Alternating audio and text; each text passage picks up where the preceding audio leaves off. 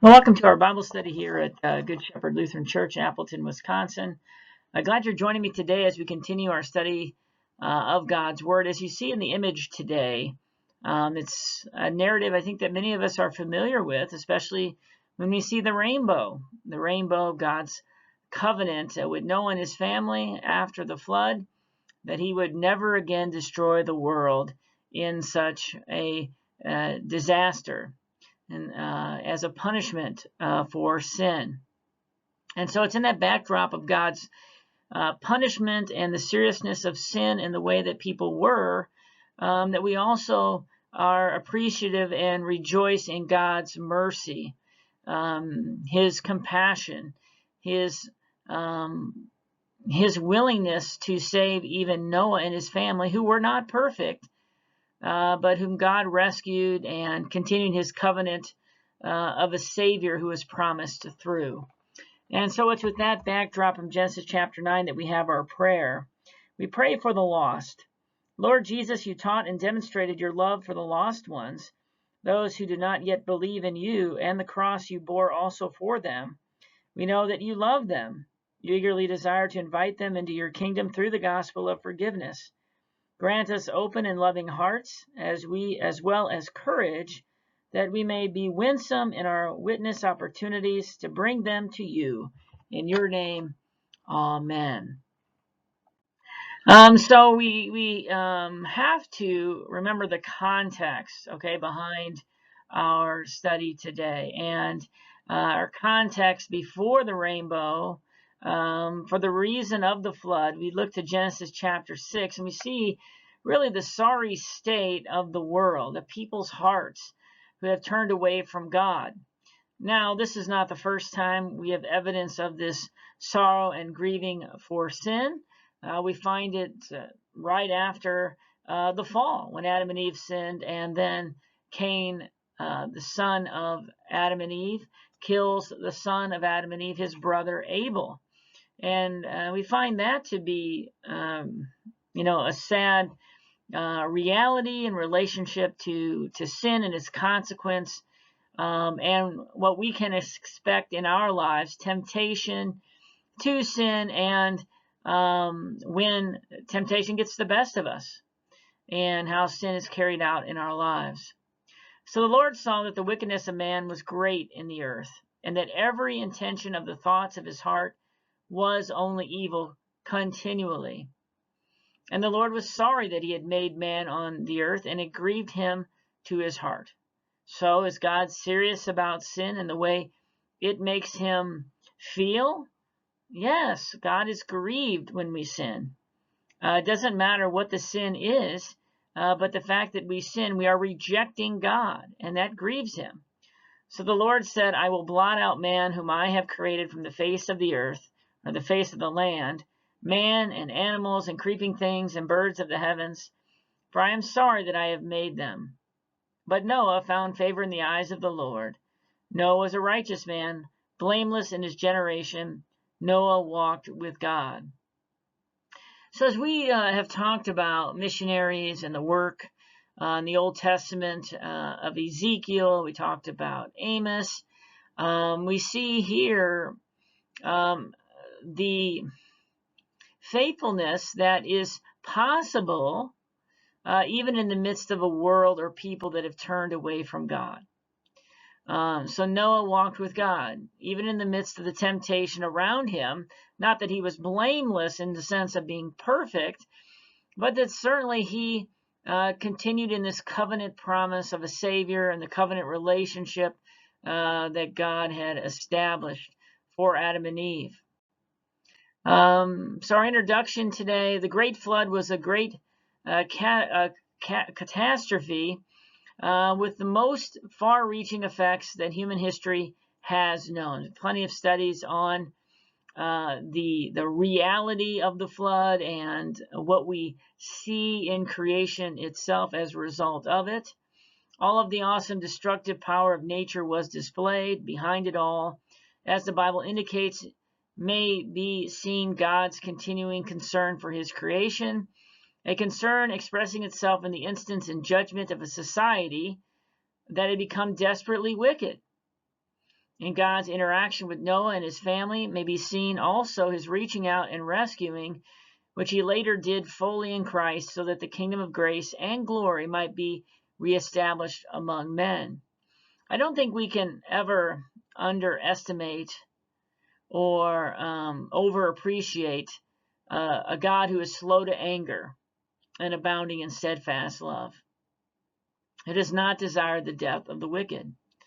However, as it tells the story of the flood, the Bible describes a real world, earth encompassing event that ended the old and began the new. The earth itself being radically changed in the process. Fountains of the great deep burst forth, suggests that earth rocked by great upheavals. The windows of heavens were open, suggests much more than just rainfall.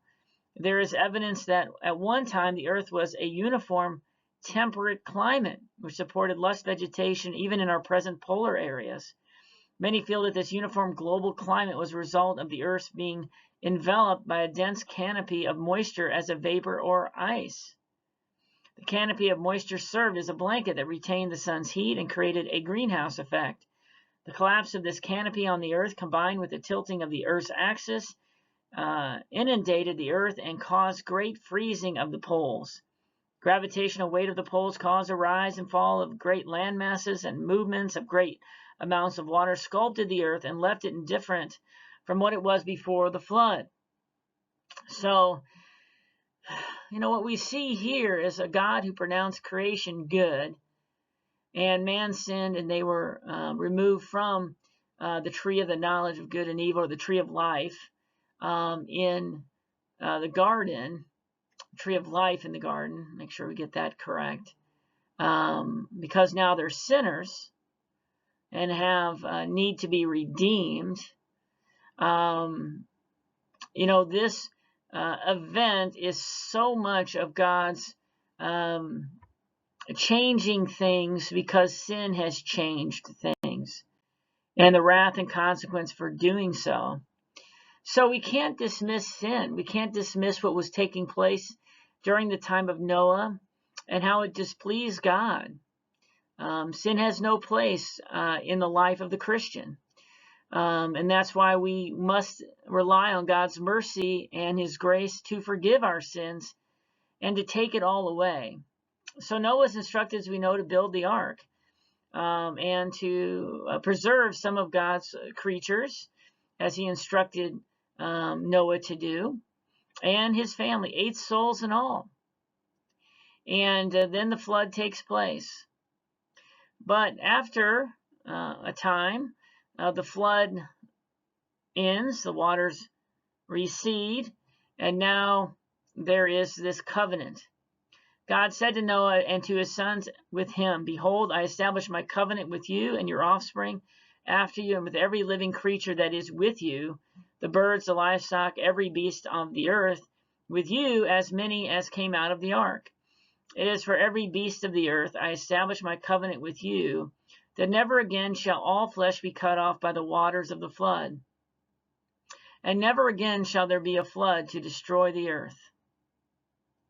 And God said, "This is a sign of the covenant that I made between you and every living creature that is with you, for all future generations.